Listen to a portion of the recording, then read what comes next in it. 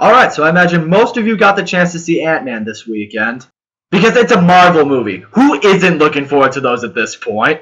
So Ant-Man, I think for a lot of us who don't actively read or follow the Marvel comics, is one of those lesser-known superheroes out there. So I wasn't entirely sure what to expect of this movie when I first heard of it. But I was still looking forward to it because the Marvel Cinematic Universe has given us some awesome movies.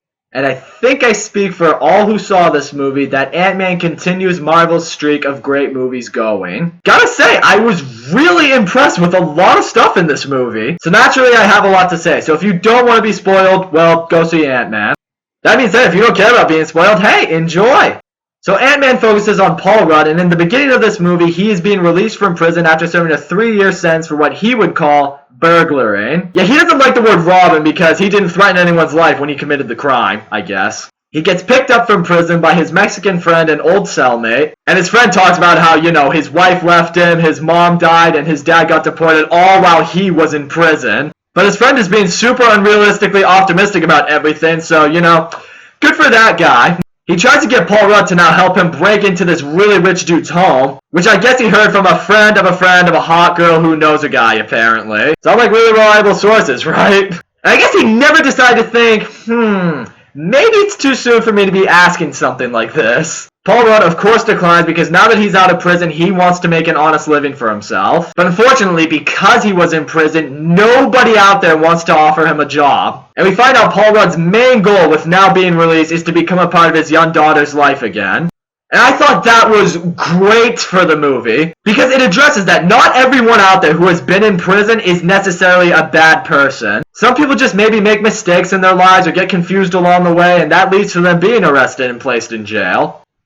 Unfortunately, Paul Rudd's ex-wife and her new douchebag cop fiance, who totally just wants him out of the picture so he can take his place, obviously, they both address that he needs to be in a better place financially in order to become a part of her life again. And with that, and basically no other way to try to make money, Paul Rudd agrees to take on this operation that his friend offered to him. Later that night, they break into the house, and it's here we see that Paul Rudd is probably the greatest cat burglar ever. I mean, this guy's just doing just a bunch of parkour breaking into the house. He makes an artificial fingerprint to unlock the safe, and he even manages to freeze the door off when they can't get it open. And all of that was just so awesome to see. But while he doesn't find any sort of money in the safe, he does find what appears to be like an old motorcycle suit or something.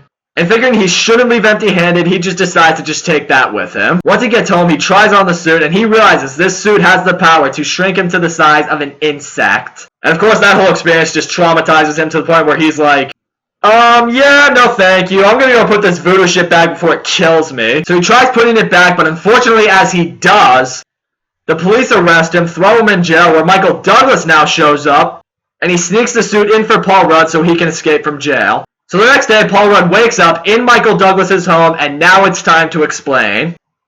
Michael Douglas reveals that the suit Paul Rudd has been wearing was an invention he made back in his days with S.H.I.E.L.D., and it was what turned Michael Douglas into the hero that was known as the Ant-Man. And one of his old protégés is learning to duplicate his success and is now beginning to create his own shrinking suit called the Yellow Jacket. It's basically the same thing as the Ant-Man, it just now also allows its user to fly and also shoot lasers at people. However, this guy is still learning how to shrink people, which he's been testing on these poor little lambs that eventually leads to most of them being killed by him. Well, that's one way to get you to hate a villain in any movie. But also, towards the beginning of this movie, when this guy was given the whole presentation for his Yellow Jacket suit and how it could be used, for the army or for some way to attain peace, he shows a simulation of a bunch of these suits just killing people, destroying cars, and just wrecking absolute havoc.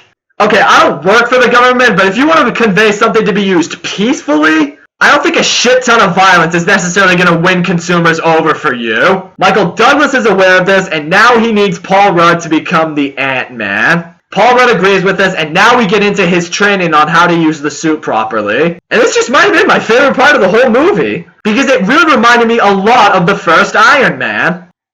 When Tony Stark is tinkering with the suit, he's learning how to fly, shoot, and, not get fire extinguished. We see a lot of similar stuff like that. Paul Rudd is learning how to fight, he's learning how to time his regrowth and shrinking perfectly. He's learning how to use these disc weapons that can basically make things bigger or smaller. And he's learned how to communicate with actual ants so they could help serve as his own personal army. which I thought was such a cool thing to see. Because this movie did such a good job of showing just how smart and how capable ants can be at anything, really. We see how each different ant species can give Paul Rudd more of an advantage for a fight or for transportation or whatever he might need help with. He even personally tames one of these flying ants to act as his own form of flight. I was really glad they showed in this movie how well these ants could really help Paul Rudd in anything. Because before I saw this movie, I was asking myself, how much are these ants really going to serve a contribution to Paul Rudd? The movie did a really good job at showing just how these ants can be, so I definitely have to give the movie props for that.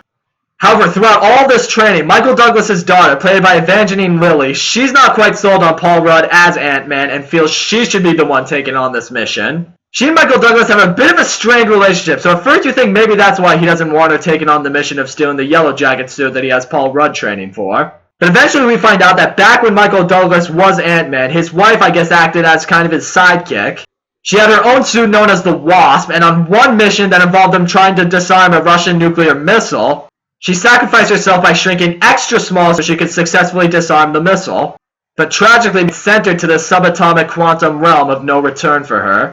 This could very well happen with the Ant-Man suit as well, so that's why he tells Evangeline Lilly that he just does not want to lose her as well, which now finally allows her to understand more, and it also helps bring them together a bit better as father and daughter. It's also at this point they officially need Paul Rudd to go on a test run as Ant-Man. This involves him stealing a piece of technology from the Avengers headquarters. He's able to do so, but while he does, he gets confronted by Falcon.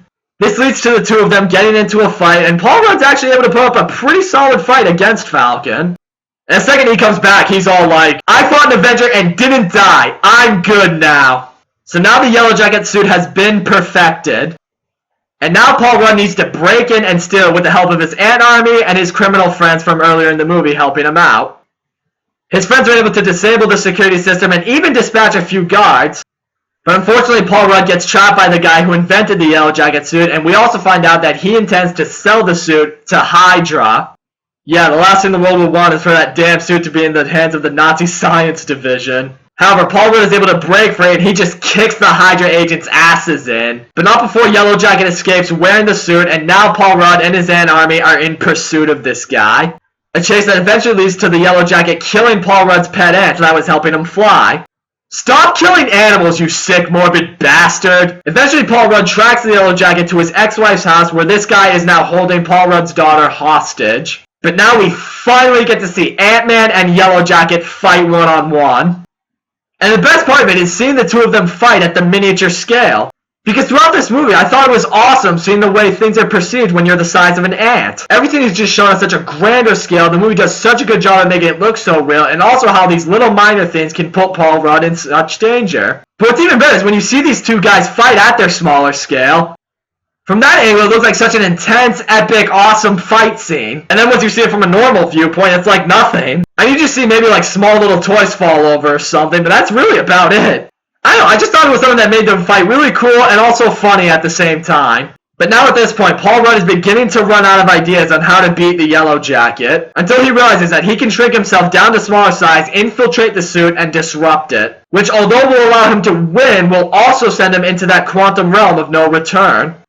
Refusing to have his little girl in harm's way, he does it. And through that, he's able to destroy the Yellow Jacket suit and the Yellow Jacket himself.